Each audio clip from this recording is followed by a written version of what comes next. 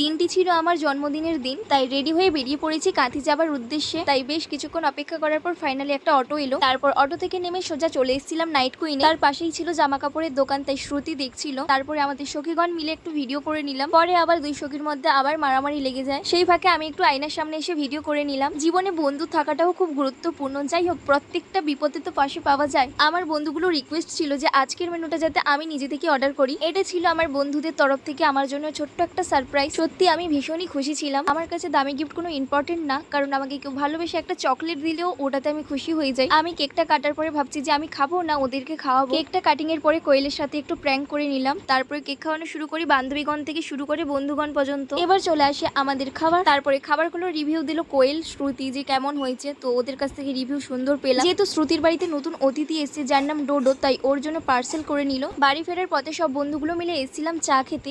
আমরা এখন চা খেয়ে বাড়ি যাই। আজকের মতন টাটা।